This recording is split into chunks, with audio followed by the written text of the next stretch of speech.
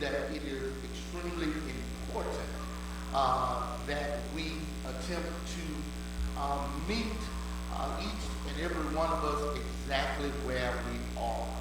And we know that we are living in a season, we are living in a time where things are difficult.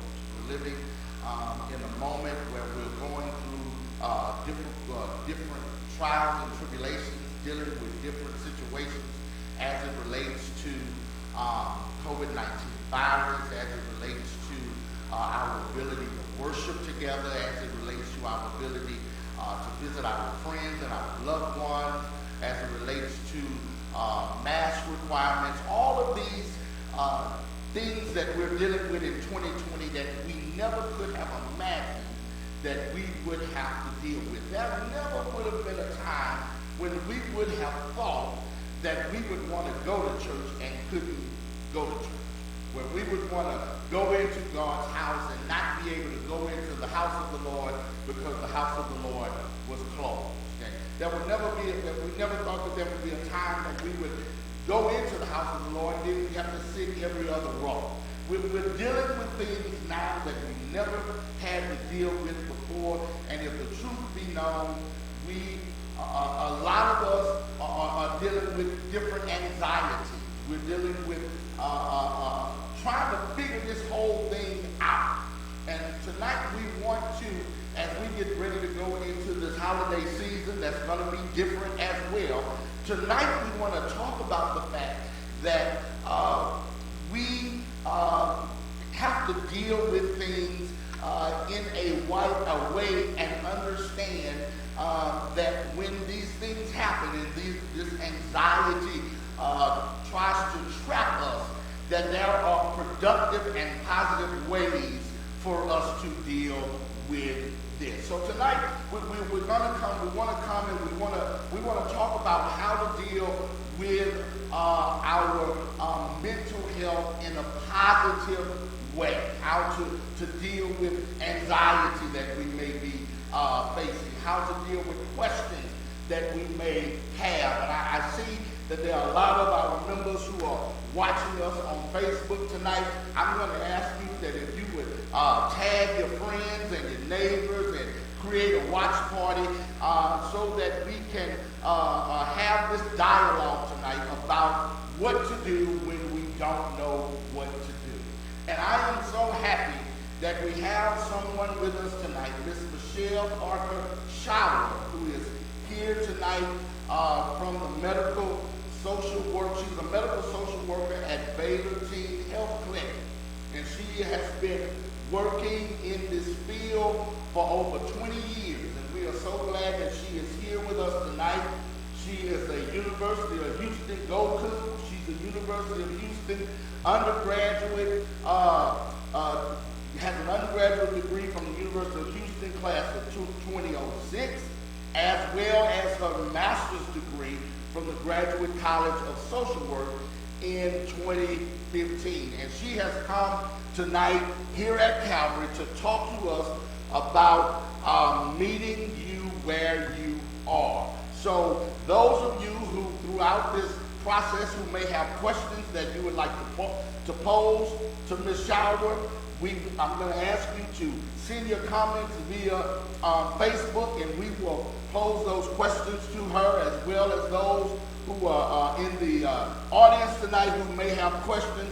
We will have time for a question and answering period. So this time, we're going to welcome Miss Michelle Parker Schauer to come and give us a good lesson tonight on how we can deal with many of the difficult things that we are dealing with in this season, and letting us know that we can, that the Lord can meet us where we are, and give us what we need to come out of whatever trial or tribulation we're in. So let's give Miss Michelle a great big hand clap, Calvin, as she comes.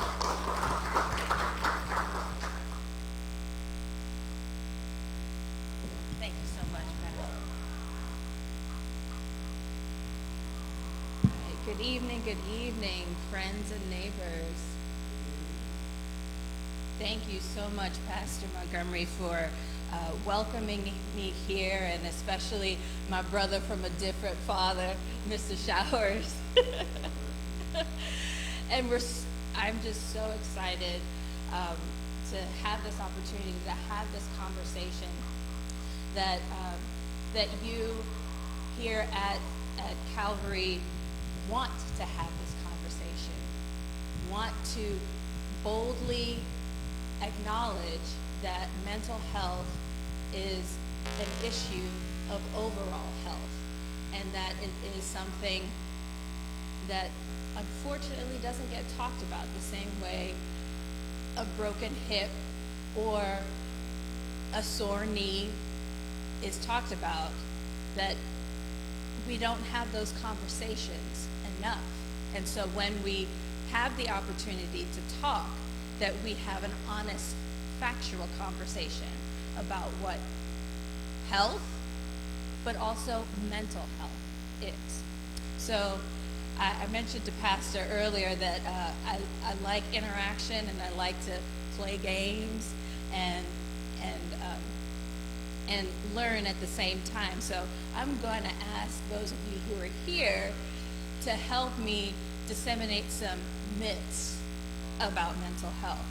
So I want you to shout out, if you can, some answers after these statements. So mental illness is caused by personal weakness, lack of willpower, a number of factors including biological factors, stressful or traumatic life events, and long-lasting health conditions. Which do you think it is?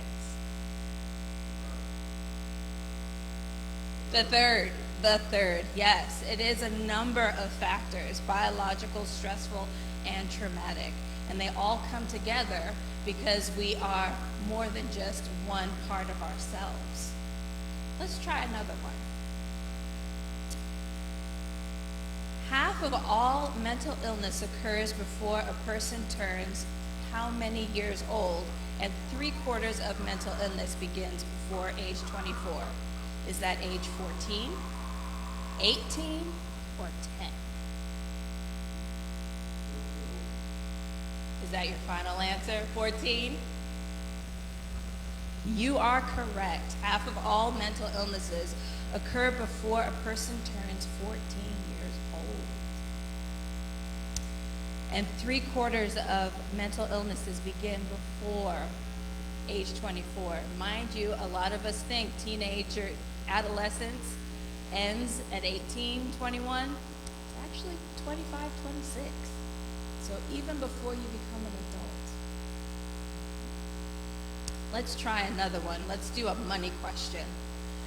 Serious mental illness costs the United States how much in lost earnings per year? 193.2 billion, 20 million, 400 billion, or 1 billion?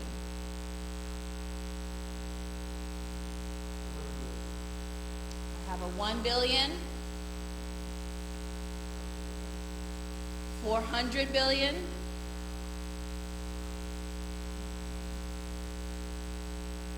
any other guesses? Serious mental illness costs the United States $193.2 billion in lost earnings a year.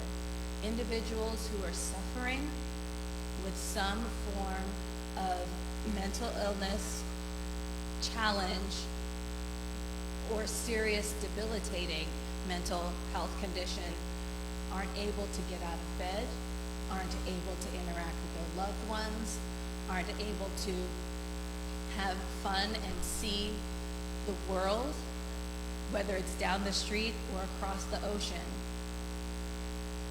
And that is what is costing not just the dollars, but the quality in life. So,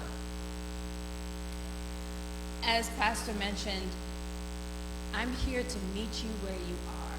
It's an adage that you learn the first day of graduate school. What is it really? Is it psychobabble? How could a person know or understand where another one is in life. And how is that person who you just met 5 minutes ago going to fix my problem that I've been dealing with for umpteen years? Well, what it really is my role and a behavioral health provider's role is to be an active partner and a person in need who is there to help that person in need with a problem, issue, or illness that's affecting them and their life in unfavorable ways. I am here to walk alongside. A mental health professional is here to walk alongside, to empathize, to shoulder, and then to help you work through. And so it also kind of means something that Maya Angelou also said. When people show you who they are, believe them. So what does that say about when people are suffering with a mental health challenge? It's not all imagination. It's not all in your head. It's not all a lack of willpower. It is a real, tangible, biological, factual thing.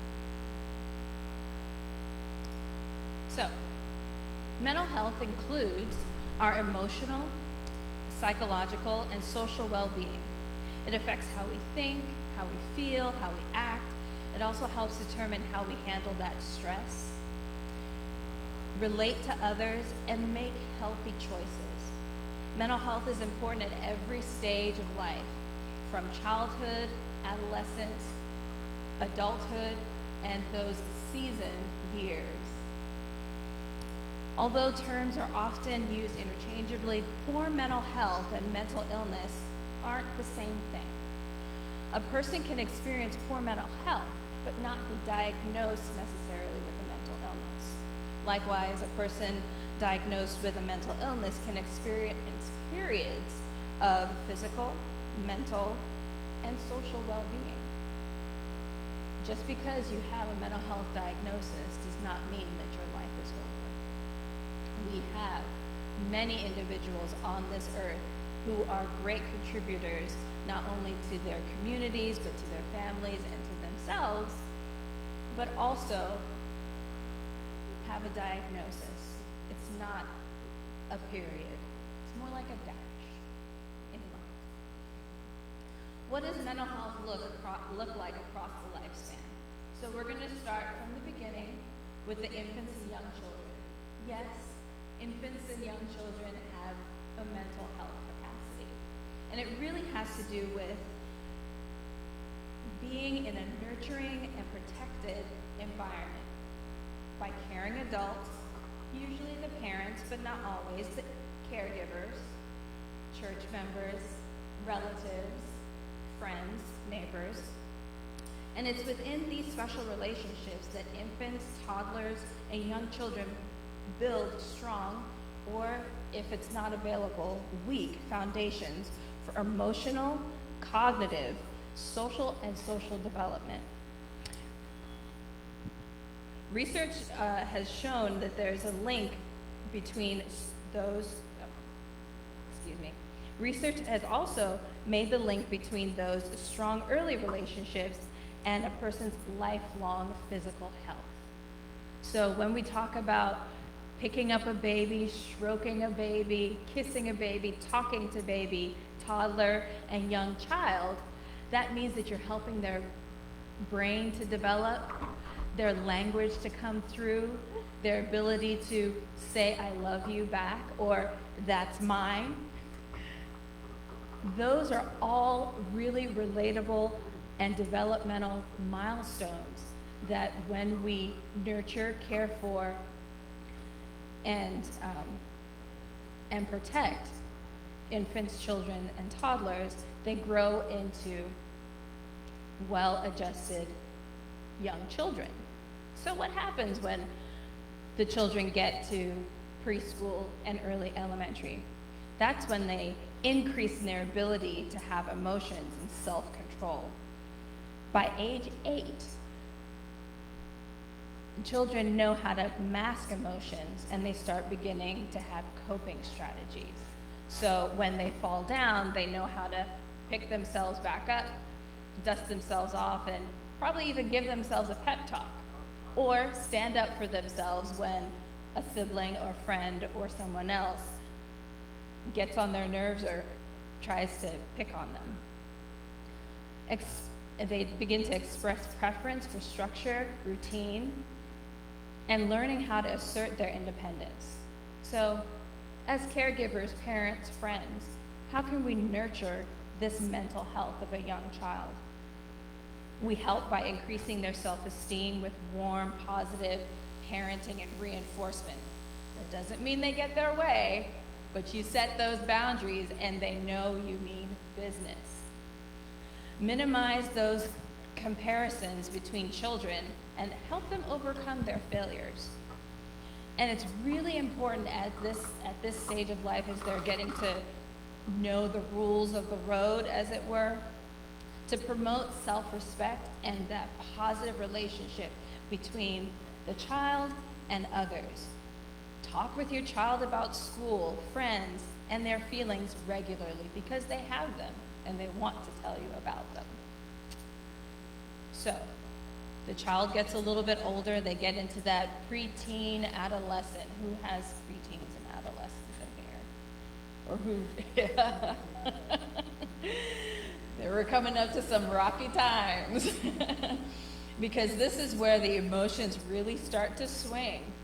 One minute they're feeling wonderful, they love you, you're their best friend, and then the next they're irritable, don't want to talk, and just want to be left alone. And you know what? That is normal and typical, right? But this is when, as caregivers and friends and family, we could listen to our preteens, take their feelings seriously, work with them to problem solve when problems arise, schedule time for family connectedness or friend connectedness, like shared meals or a weekend event. This is when the really deep questions come up, and often things about fairness and equity, and the why that they had about the sky blue when they were younger. Well, why is it that I need to make sure that when we get stopped by the police, you put your hands on the steering wheel? Why is it that some of my friends don't want to associate with me in certain settings? The questions get harder, but that doesn't mean that honesty goes out the window. There's a way that we can communicate age appropriately with our teens to let them know that they're heard, they're seen, and that they can come in confidence to that caregiver. We keep getting older. Now we're into that teenager or adolescent, right? The 13 to 15-year-old. This is where parents tend to complain and interfere with independence, right? They try to spend more time with their friends and their peers' opinions, and what they have to say mean a little bit more. Sometimes they return to childish behavior, especially when stressed. They still rely on connectedness with parents and other caregivers, but not always in an open manner. It might come off as some rudeness in front of others. But again, that's not a bad thing. So necessarily. It is a part of growth and development. So what do we do? How do we, as caregivers, support and nurture? We provide that positive feedback. We provide correction when needed. We don't wait until they initiate the conversation. We need to initiate conversations with them. We be a friend, but never forget that we're the parent or the caregiver. And we always want to provide an open line of communication, even if it may be something you don't particularly want to hear. Open lines of honest communication are so important. And being sensitive to identity issues. Because this is the time when identity becomes more and more of a star player in this part of development. Getting older and getting older, we're used.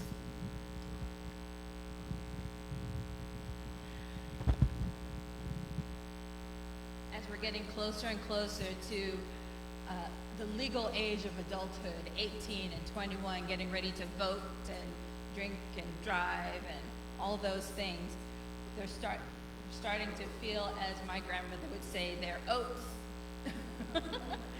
and their independence.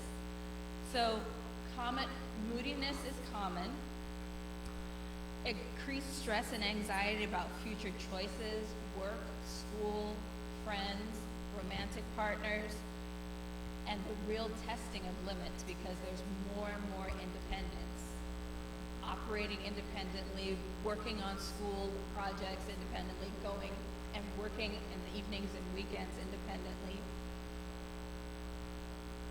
and really starting to experiment and push boundaries, not only with their ideas, but with drugs and sex and alcohol and other things that peer groups are interested in, but can pose some real serious health risks. So again, as friends are supporting, what are we as caregivers doing to support?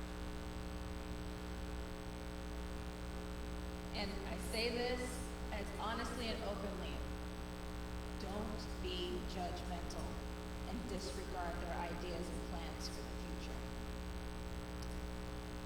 But do provide space for exploration of new interests.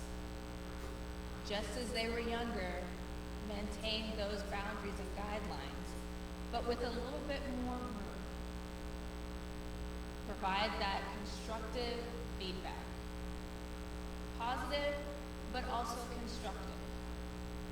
If you suspect a problem, don't wait for them to come and ask or tell you. Approach them.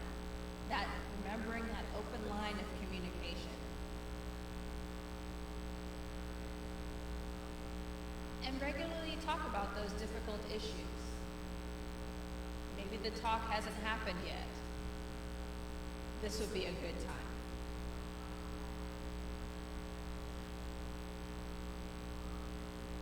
Continuing to enter adulthood, and we talked about earlier some of the mental health challenges that come up. Well, for 18 to 25-year-olds, here are a couple of statistics that we need to bear in mind. Big life changes that happen for 18 to 25-year-olds experience that transition into adulthood come with a range of continuing and intensifying emotions. While it can sometimes feel like you're the only one going through these ups and downs, you're not alone. 8.8 million young adults report having a mental illness in the U.S. 42% of those with mental illness, it goes untreated. Here's another staggering and sobering thought, that from the time that someone begins experiencing a mental health symptom to the time that they get treatment, on average in the U.S., is 11 years. That is a lot of time to be in pain. 5.1 million young adults reported having a substance use disorder. That's using of a substance, legal or illegal, abusively, excessively, to the point where it interferes with relationships, work, and keeping up with daily activities of daily living. Out of those 5 million people, 87% of those with substance use disorders go untreated. So if we're thinking about somebody with a mental health challenge that is not diagnosed, but they know something is not healthy or right or sure with themselves, but they're choosing to medicate using substances, it may numb, it may delay, but help doesn't come. So some common signs to look out for. Things like trouble sleeping or oversleeping. We're looking at extremes. Loss of interest in hobbies and friends. Feelings of anxiousness. Changes in overall energy levels. And this, while we're talking about moving into adulthood, these are common things to look for in changes of anyone at any point in time, given developmental stage. Changes in appetite and weight, feelings of hopelessness, difficulty in daily functioning, extreme mood changes, notwithstanding, again, developmental, and then thoughts of suicide. As we get into our middle ages, 25 to say 50, there's that long-term term of being sandwich generation, or your sandwich time. People in their middle ages not only have perhaps raising of kids, caregiving of young ones, but also caregiving of their elders. And so they're parent, child, caregiver, provider, all at the same time. Balancing that, challenges, oh yes. So, and then as we move into later years, 50 and older, and we begin those challenges of slowing down, taking stock in life, thinking about the latter years, and beginning to experience, if not before, the loss of family and friends more often, and being reflective, we want to be able to understand that, and the onset of additional diseases because we are getting older, how that affects our ability to cope, manage our feelings, and be supported. So supporting a family member or friend with a mental health challenge or a problem. You can definitely, as we talked, when we talked about being a caregiver, help a family friend by recognizing those signs of mental health problems and connecting them to professional help. Always, always, always keeping that line of communication open about mental health issues and giving them the opportunity to seek information, get support and guidance. Learning about mental health issues can lead to and encourage recognition of early signs, just like we're doing here this evening, of mental health problems, earlier treatment. We want to cut down those 11 years.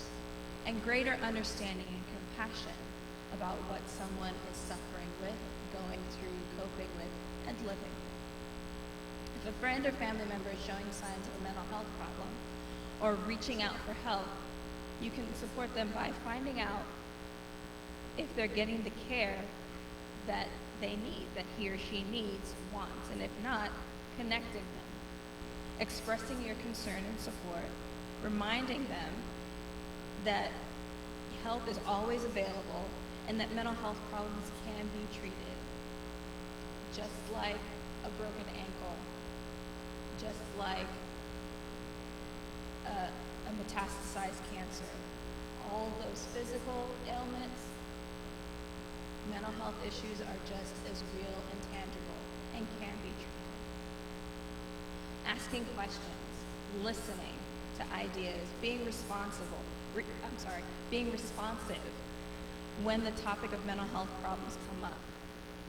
Reassuring your friend or family member that you care about them and that you are there for them as much as you can be. Offering help offering help for that friend or family member with everyday tasks. Individuals who struggle with mental health challenges can find the simplest things almost insurmountable. Including friends and family members in your plans. Continue to invite them. Invite him or her without being overbearing, giving them the opportunity, even if that friend or family member resists those invitations. And educating other people so that they can understand the facts about mental health problems and to not discriminate, not perpetuate that stigma and put someone away or make them feel like they have to be put away. Treating people with mental health problems with respect, compassion, and empathy. So, how can we start a conversation about mental health? Well, we've already taken the first step, right? We're having it right now. But when we approach our family member or friend, expressing empathy and concern by saying, I've been worried about you. Can you talk with me about what you're experiencing? If not, who do you feel comfortable that you can talk with? Let's find that person. What could I do to help you to talk about these issues with parents or someone else that's responsible and who cares about you? What else can I do to help you?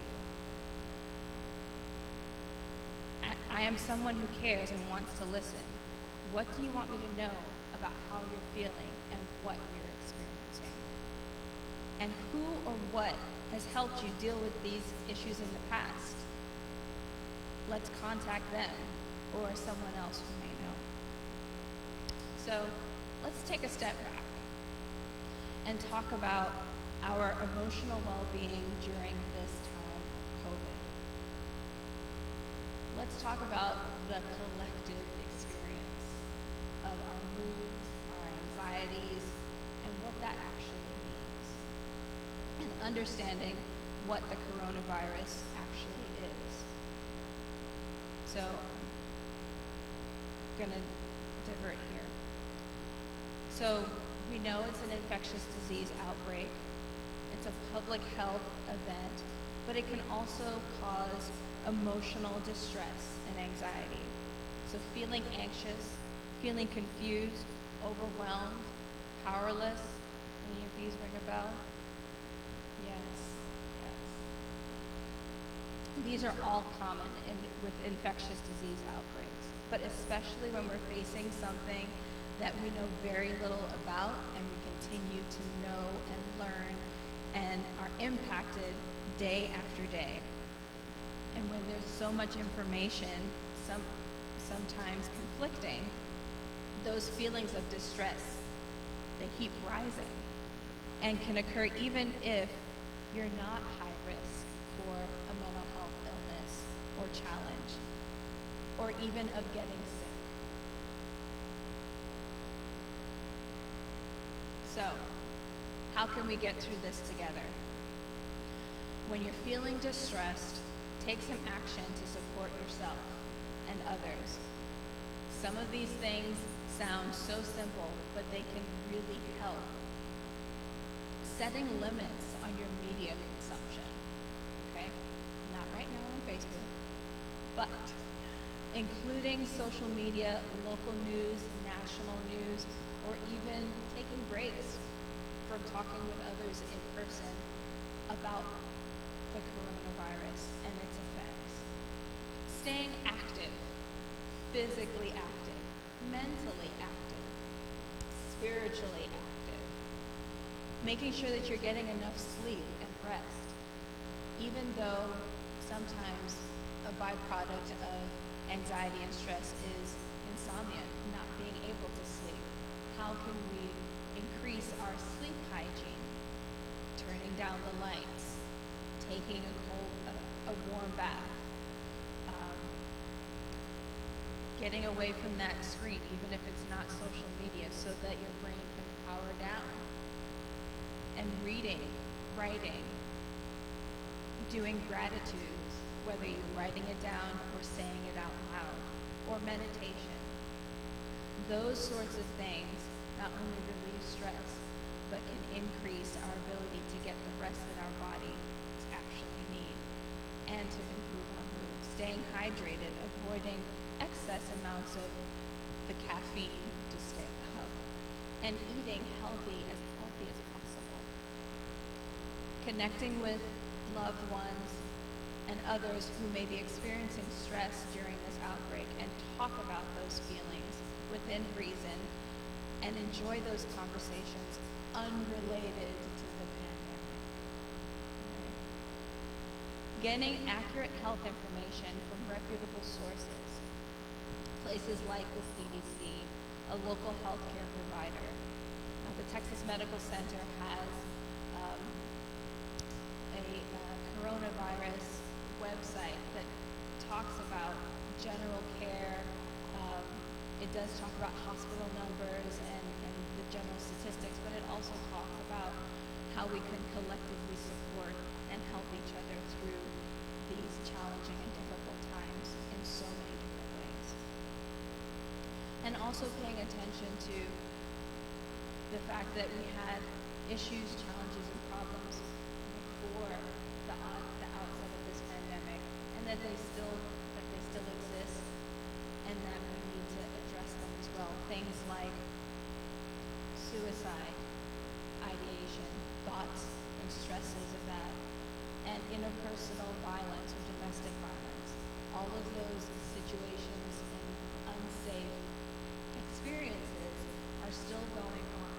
So this is definitely a time to listen more, listen deeper, and when you can, take action and be in support.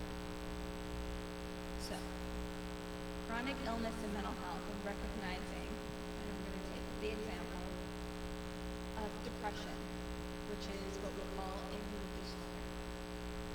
It's common to feel sad or discouraged, let's say after a physical illness like a heart attack, a cancer diagnosis, or if you want to try to manage a chronic condition like pain. You may be facing new limits on what you can do, and you feel anxious about that, treatment, or the outcomes and the future. It can be hard to adapt to a new reality and cope with those changes and ongoing treatment that come with a diagnosis, like your favorite activities, like going out for a hike or gardening. It's harder to do now.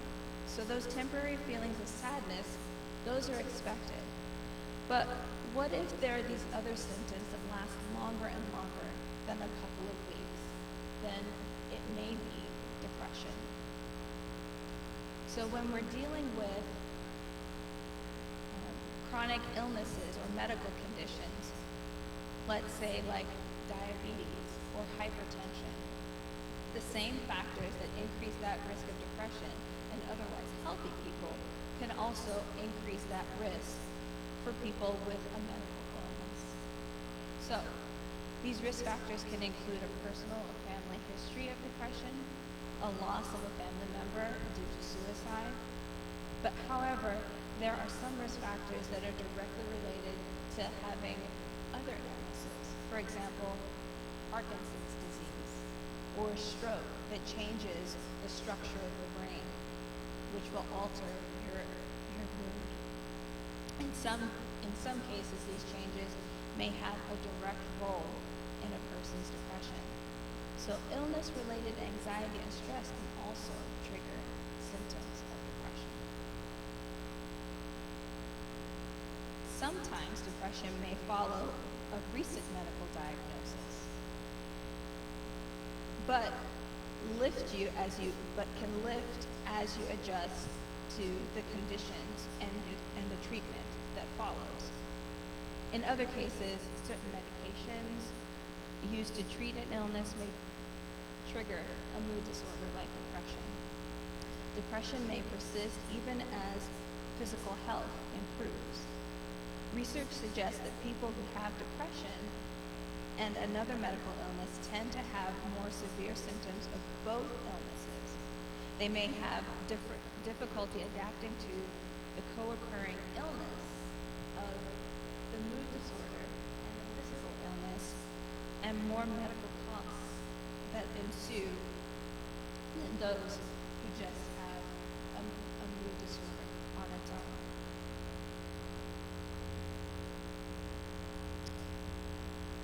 Ongoing research also has explored whether physiological physical changes are seen in depression that may play a role in increasing the risk of the physical illness. So in people with depression, scientists have found changes in the way several different systems of the body function, all of which have an impact on the physical health.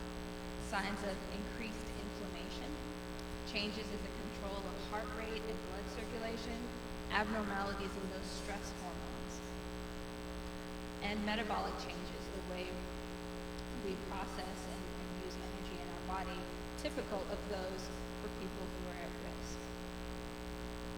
So it's not yet clear whether these changes seen in depression raise the risk of a medical illness. However, the negative impact of a mood disorder like depression on mental health and everyday life is pretty clear. So I'm going to bring you back in with a few little myths. Poor mental health increases for risk from long-lasting or, in the sake of chronic, physical conditions like heart disease, stroke, cancer, or all of the above? Yes, all of them.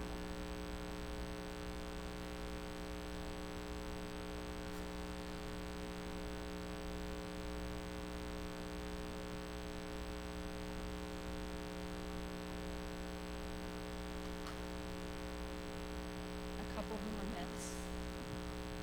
If you know someone in poor mental health, how can you help them?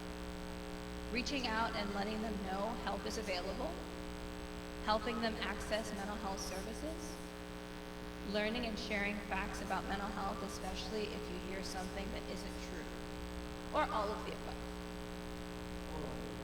All of the above. The more we are here for one another, meeting each other where we are, and when people tell us who they are, how they're feeling, and what they're experiencing, we believe them. Thank you so much for your time and attention and interaction.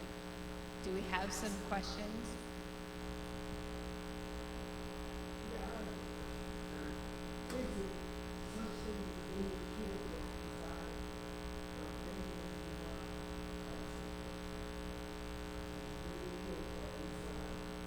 You're asking, is there any cure for anxiety? Yes, there are several treatments that could reduce the symptoms or manage anxiety. A couple of them are what I do as a medical social worker who counsels using psychotherapy, which is talk therapy.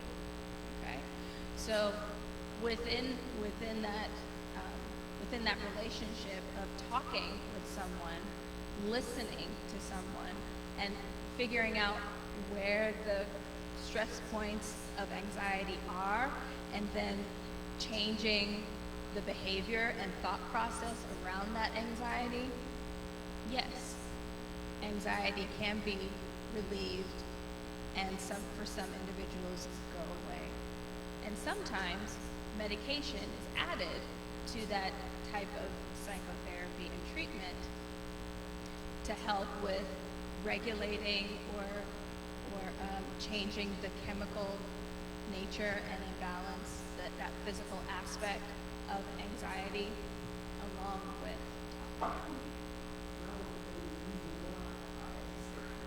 Yes, sir.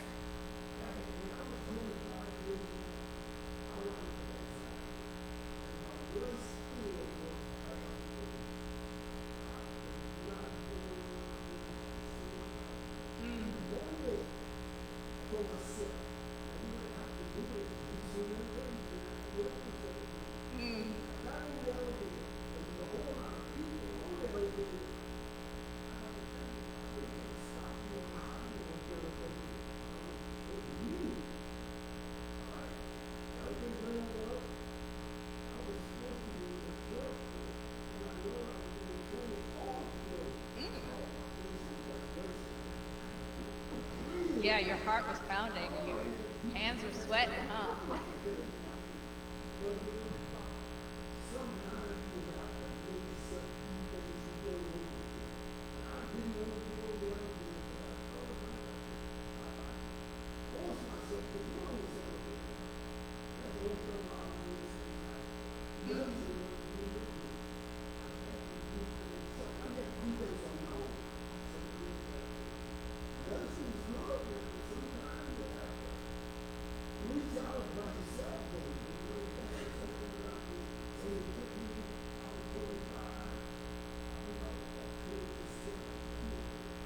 Lexi.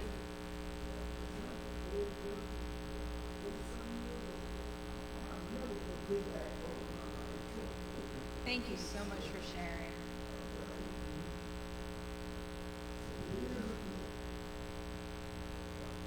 There is always an opportunity for change.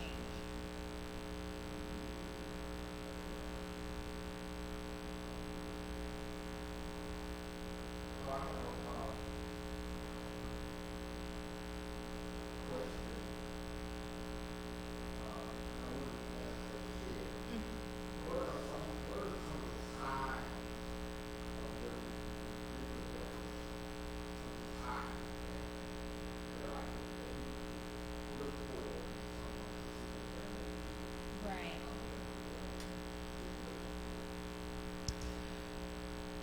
So as we talked about earlier, some common signs of mental health changes or mood disorders or something more serious has a lot to do with looking and paying attention to the extremes. So as we talked about before, what is typical for an individual, and this is where being in relationship and having conversation with others is so important.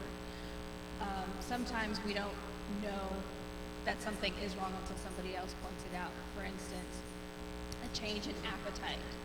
Someone who loses 20 pounds in a month.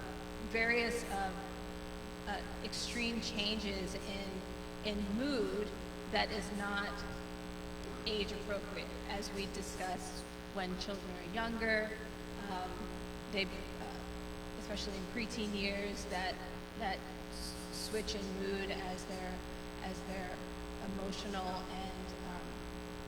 and hormonal levels change, things like that. You want to pay attention to the extremes, or even a change from the norm, like you're not sleeping, or it's hard to sleep, or you're moving so slowly that other people notice that your effort to talk or have a logical conversation, or perhaps they are seeing or hearing things that aren't actually there. Those are some signs of mental health distress or challenge.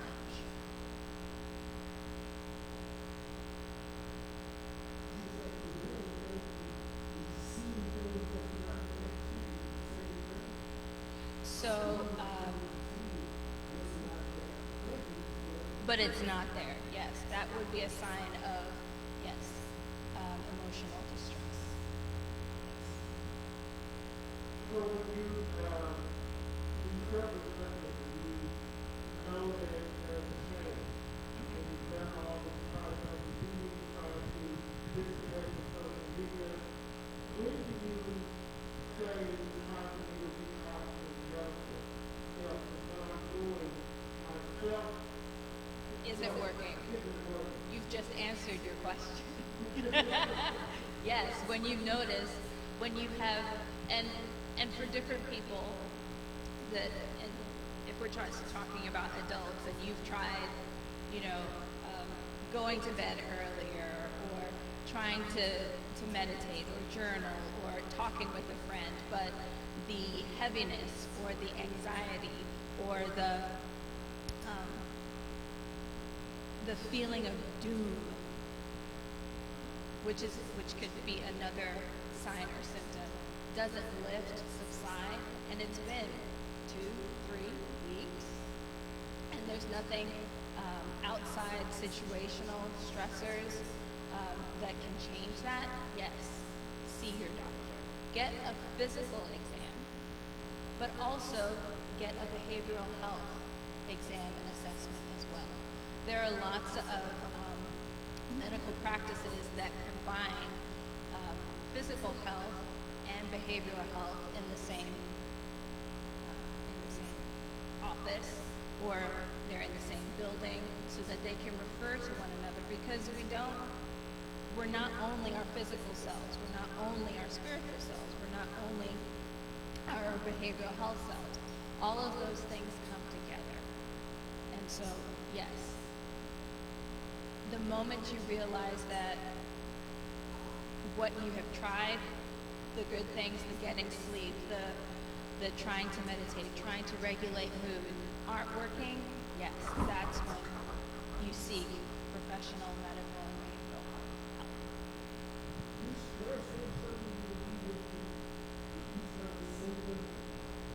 Stress? Stress in general? Yes. The short answer is yes. So but let's remember that when we say the word stress, it could be a negative stress or a positive stress. For some people, getting a new job is wonderful, but it is a new level of stress. Having a child can be wonderful, but it is a new level of stress. And understanding that even though a stress is applied, how we cope through it and how we respond to it can be in healthy or detrimental ways. And it may not be anything that we as individuals do. It might be a biological factor. It might also be an environmental factor, or all of the above.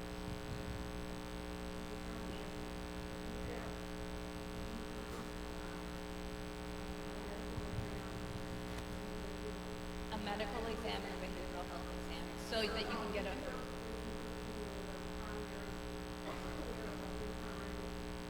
yes, you can certainly start there. So some primary care physicians take an interest in behavioral health, and they can assess to a point that they feel comfortable within their own, as we say, scope of practice or in their lane. And then they refer to a behavioral health specialist, whether it's a psychiatrist or a psychologist or a social worker.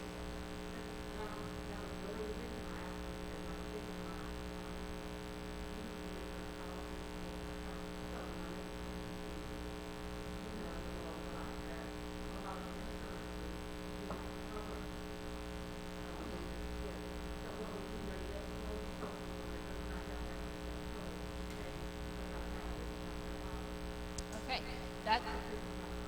right. So that's where we have the option of going to our county level mental health authority, and that for Harris County is the Harris Center.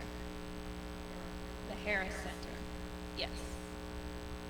And they have four main locations around Harris County. For Baytown, the southeast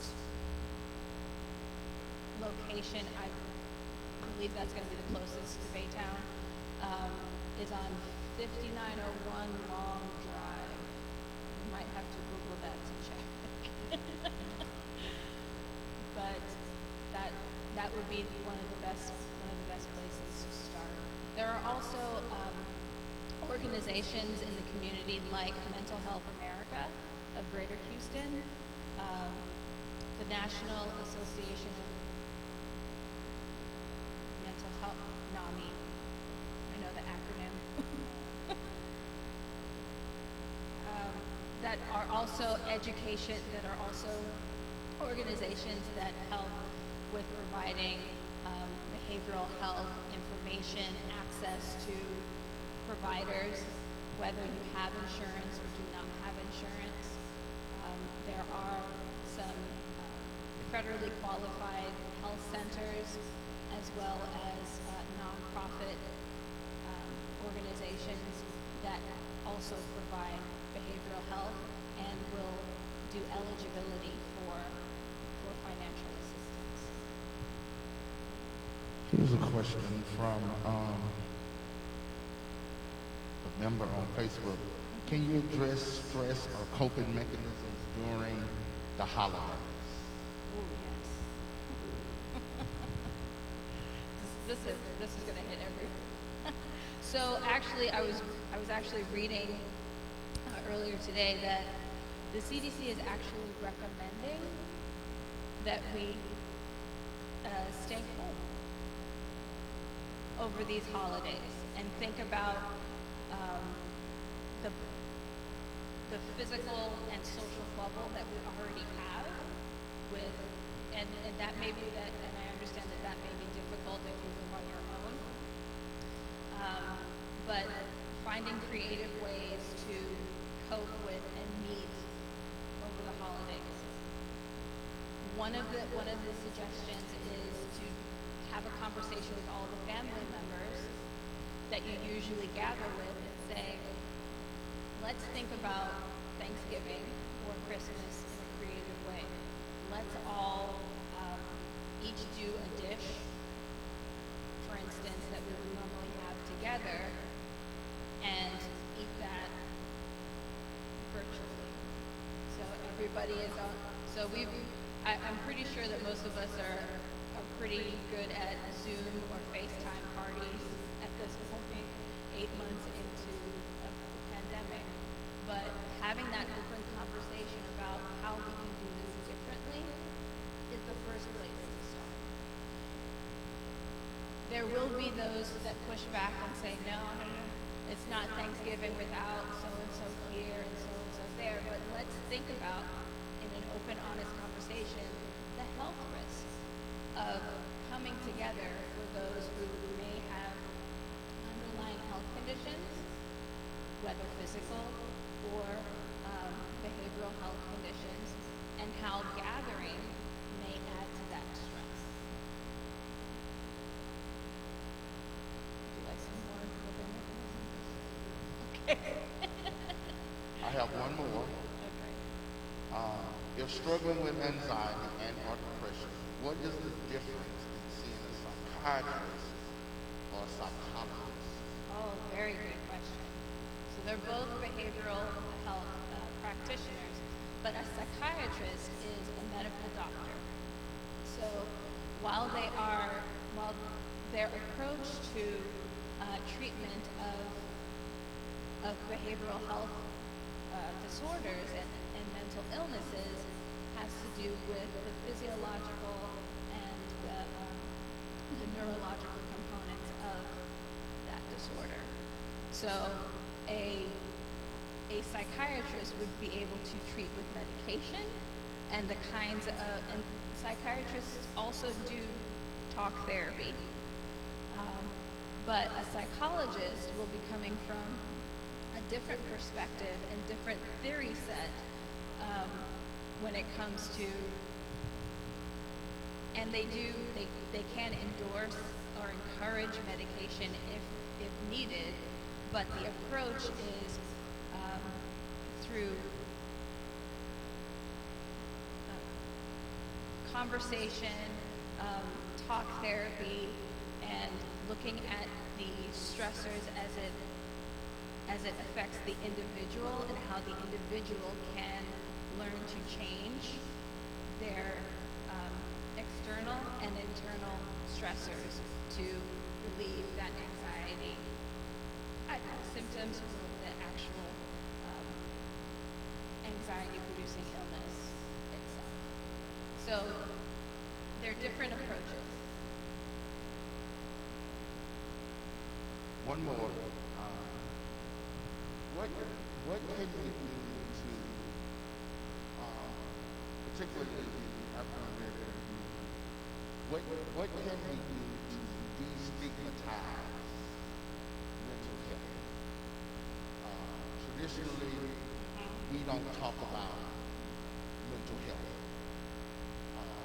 We don't want everybody to know we have an anxiety. We don't want everybody to know we're depressed. And sometimes we think we just come and lay at the altar and everything will be all right. What can we do to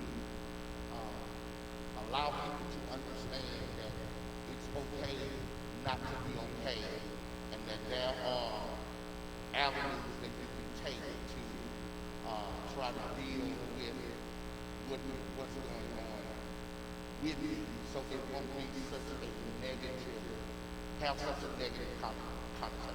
Right. Pastor, we are doing it right now.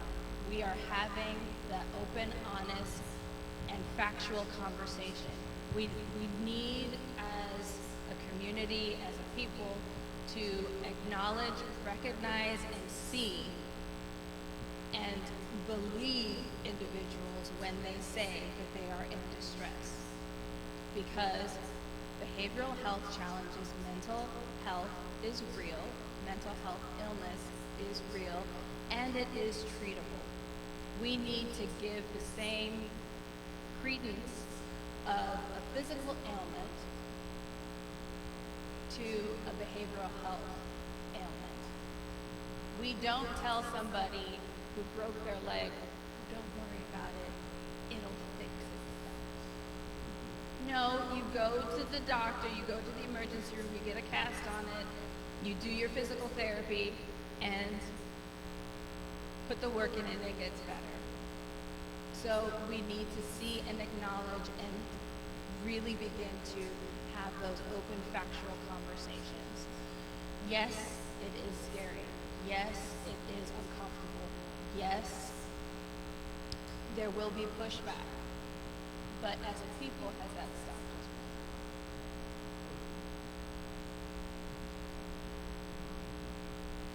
Okay, one more from your Facebook thing.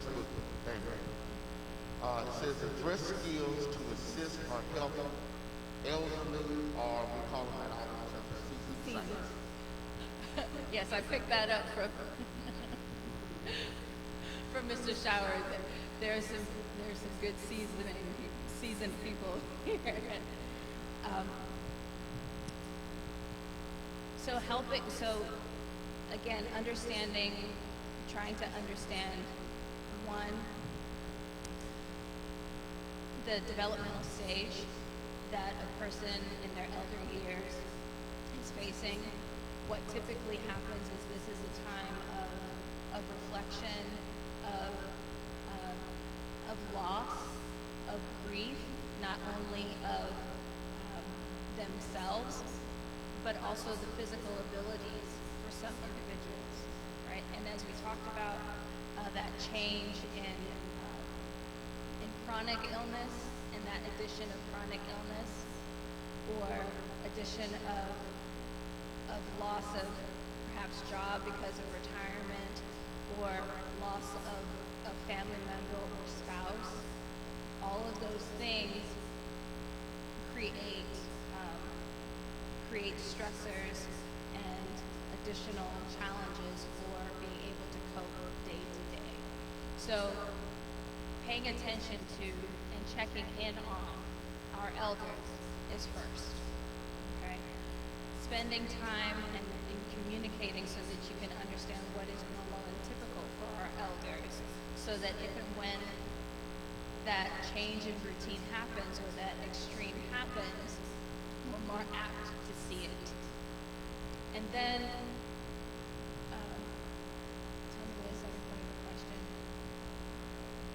Address skills to assist or help the elderly. Address the skills. So, are we talking in general? Okay. So, again, helping with those skills of daily living, right? To support them in as much of their independence as possible, because as we age, our ability to do those activities of daily living get more challenging, but also to encourage continued conversations, interactions with not only their peers, but people of different generations. Also, mental exercises, like keeping up with reading, crossword puzzles, travel. That's a big, well, not in the middle of the pandemic. Mental Sometimes- traveling. mental traveling, talking with your elders, asking what was it like back in the day, so that they can continue to do those memory and mental exercises. You know, playing the music of when they were in their 20s and 40s and 50s, and asking of those stories. We in the African American Black community love our oral histories. That's not just for entertainment, that's for our behavioral health as well.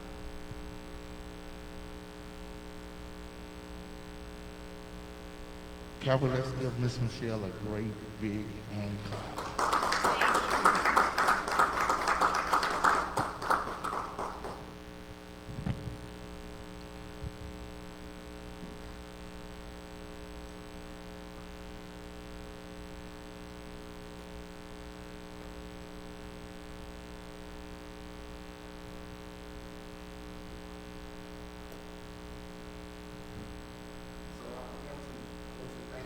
Who is here tonight, and I want to thank everyone who participated via Facebook.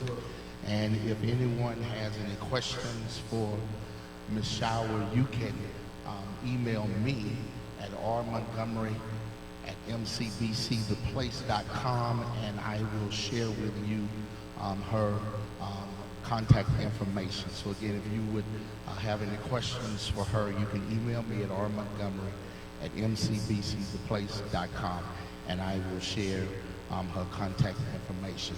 Want to say again, thank you, Ms. Michelle, for being here tonight and giving us this valuable information.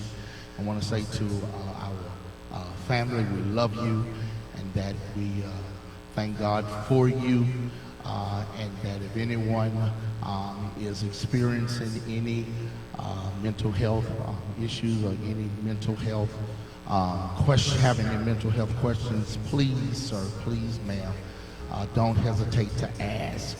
Amen. That's because as a family, we are here to work together for the benefit of all of us. So we thank you for being a part of this program. Family, we will see you Sunday morning at 10:15, either here in person or on Facebook. Again, Sunday morning at 10:15. So let's close with a word of prayer. Lord, we thank you so much for your grace and your mercy. We thank you so much for your goodness. We thank you so much for your kindness. We ask, Lord, right now that you would bless Sister Michelle, oh God, as she has given her life's work to helping those in need.